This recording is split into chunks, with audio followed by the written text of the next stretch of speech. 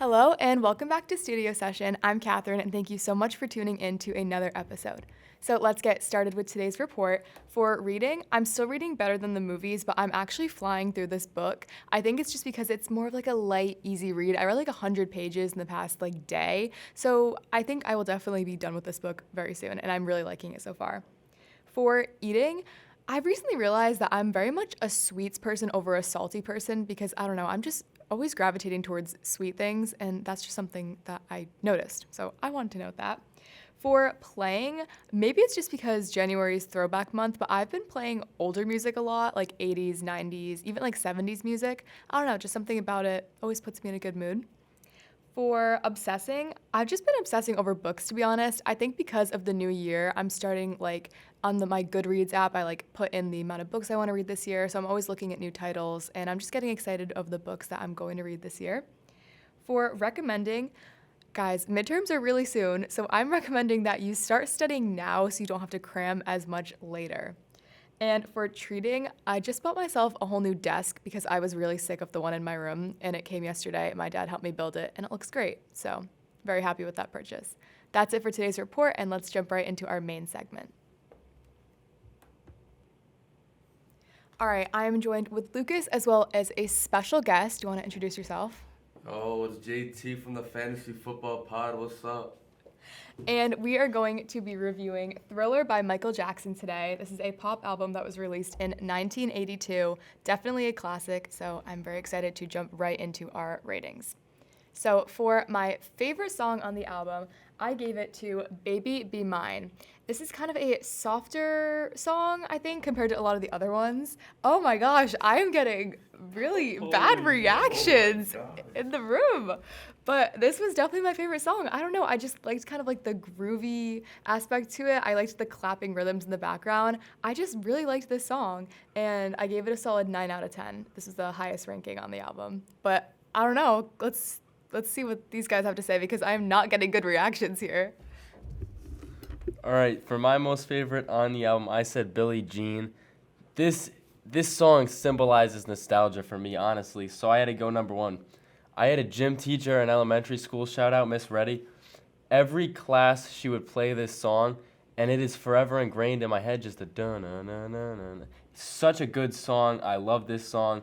Shout out Miss Reddy for putting me on at a young age. And this is my favorite song on the album. All right, so my number one is PYT. I just feel like every time this song comes on, some part of my body just needs to start twitching or just start grooving. Like right now, I think my shoulder's starting to move a little bit. And yeah, I'm going to go with PYT for my favorite song on the album. Okay, so for my second favorite song on the album, I did give it to Billie Jean. This song is just a classic. It's a catchy song, and it's kind of got like a funny, more amusing storyline when you look at the lyrics, which I think that it's impressive that you can kind of get that story while still sounding so good lyrically. Just such a catchy song, definitely one everyone knows and loves. So this is my second favorite on the album. I went with Pretty Young Thing as my second best song on the album. Like JT said, this is a song, every time it comes on, I just feel like moving, getting around. Definitely one of the funnest throwback songs we'll be reviewing, and it's one of Michael's best, honestly. It's just a good song to get around to, so I am saying that Pretty Young Thing is my second favorite on this album. All right, so for my second favorite, I'm gonna have to go with Human Nature. I mean, I feel like Michael Jackson's kind of known for like how fast his songs usually are. Like I feel like they're always energetic and high paced, but Human Nature is more laid back and it's more slow paced. But I honestly really like the beat, and yeah, that's my second pick. Okay, so we did our favorites. Unfortunately, this brings us to our least favorite on the album, and JT's gonna hate me for this, but I unfortunately gave it to Human Nature. It just happened to be my lowest ranking on the album. I noted that because of the kind of like more chill vibe, I found it a little bit boring. I didn't necessarily dislike it, it just wasn't really a standout to me. Maybe I was just tired when I was listening to this album, and it kind of just made me more tired, but unfortunately, Human Nature fell last in my rankings. For my least favorite on this album, I picked The Lady in My Life. This is just a product of placement on the album because it follows maybe the greatest 5-song run in music history. 5 straight just bangers. Um, I just don't. This song, I feel bad for it, but at the end of the day, with an album jam packed with all sorts of bangers, I just feel like this has to be my least favorite on it. I kind of agree with Lucas there. Therefore, I also picked "The Lady in My Life." But the reason why I put it as the worst is kind of just like I don't remember anything about this song. I remember every song in this album except this one. I skipped over it every single time because it stunk. And yeah, that's pretty much my reasoning. Okay, our last category today is our underrated pick. So when I was looking through my ratings, a lot of the ones I ranked high are ones that I think are very like properly rated songs and not really underrated, kind of the more like popular ones. But I had to give this to a song that I liked and I thought was a little more underrated than some of the others. So I gave it to Wanna Be Startin' Something, which I know is a popular song and it's not necessarily underrated, but just compared to all the other ones by ranking, this got my underrated pick. This is such a fun opener. It stays fun, even with like kind of a large like lack of lyrics at the end. It's just like it has a good beat. It's very danceable, and I think it just kind of sets the tune for the whole album. So I really liked "Wanna Be Startin' Something."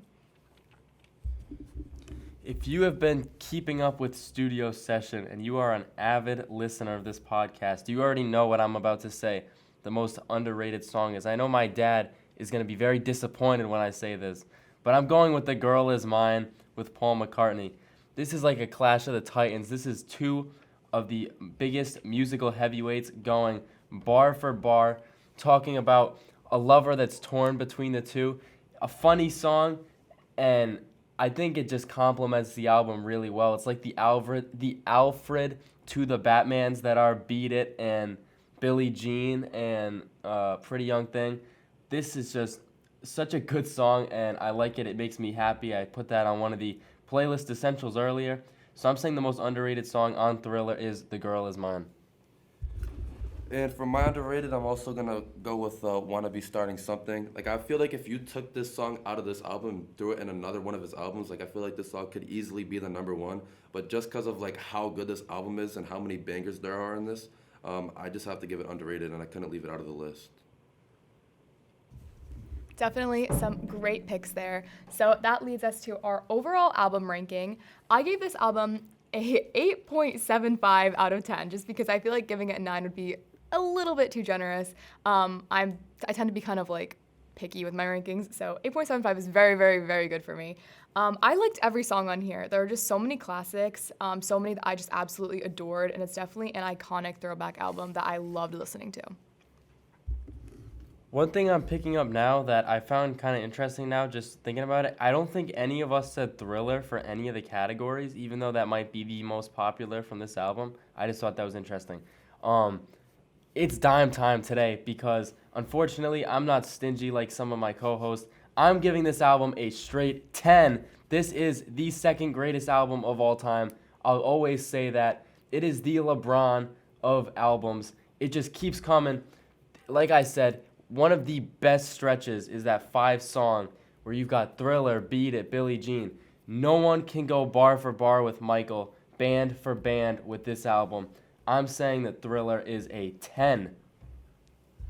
All right, so I'm gonna keep it short, but I also think it's a 10. It's the greatest of all time. It's the Michael Jordan of all music, and yeah, not LeBron. All right, I guess maybe I was a little too harsh in my rankings, considering 2 10 out of 10s. Very impressive. All right, but that is it for today's main segment. Thank you so much for joining us, JT, and let's get on to our next segment. Okay, so for our next segment today, we are going to be playing a game, and this is going to be a kind of song lyrics out of context. So me and Lucas both have 3 sets of song lyrics that we're going to be just saying to each other as like nonchalantly, that's definitely not a word, like as we can, to try to like not get any part of the tune or the beat, and we have to try to guess if we can see what song that these lyrics are from. So I think this is going to be a little challenging just because so many songs you like know by like the tune and like how the artist sings it. So let's give it a try.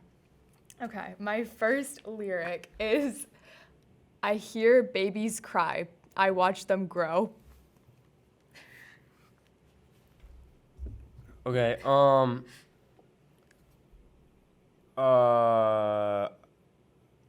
right. Something I'm gravitating towards Hozier on this, and I'm gonna say that it's "Eat Your Young" by Hozier. Is my pick. Okay. Sorry, I just dropped my phone. But I can definitely see why this would like be something that you would think it's in a Hozier song, but this is actually What a Wonderful World by Louis Armstrong. I was just trying to think of like iconic songs that everyone knows, and I thought that was kind of a weird lyric, like out of context. So that one was kind of hard. All right. Well, my first lyric is, "I'm an honorary beehive." Okay, so definitely like referencing Beyonce.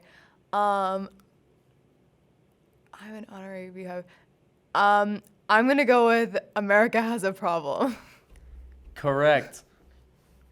Great. Okay. My next one is I'm the new Sinatra, and since oh he already knows it, and since I made it here, I can make it anywhere. We're talking Empire State of Mind, Jay-Z. I actually thought about putting that down, was that Frank Sinatra line. Jay-Z, Empire State of Mind. What a song. And of course that is correct. All right, my next line is, "I'll miss the playgrounds and the animals." Oh gosh.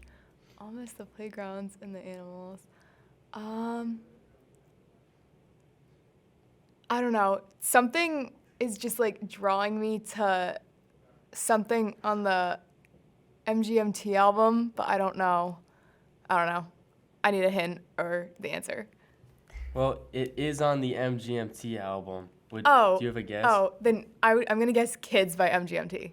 It is actually Time to Pretend. Oh. We were close there, but yeah, not Kids. Although I did look at Kids to try to find a lyric. Okay, and my final out of context lyric for today is, "And it took you 5 whole minutes to pack us up and leave me with it." I'm getting emotional already because I know this one too. It is Bon Iver on Exile. Oh my goodness. I'm shocked it took me a couple seconds to think of that. I love that song so much. That is correct, and I had to include this one. I feel like this song is just a very common topic of conversation on this podcast and just between me and Lucas because we both really like this song, so I definitely had to include that one. All right, this one is kind of easy. 52 weeks, 7 days each. I don't know, because I'm blanking. 52 weeks, 7 days each. I don't know. Can I have a hint, like the artist or like album or something? This line is on The Slow Rush.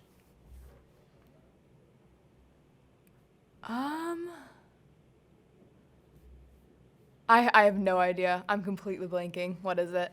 This line is off of One More Year. He says 52 weeks, 7 days each, 4 seasons, 1 reason. Oh, okay. Yep, now I'm getting it. All right, this was definitely kind of a fun game, and I don't know, I think it's nice to kind of break up our playlist essentials with kind of more fun, interactive games like this. So that is it for this segment of the podcast. Okay, and that brings us to our final segment where we talk about what to expect next. Because you're hearing this on a Wednesday, we're not going to be covering any like album releases because we're going to save that for Friday.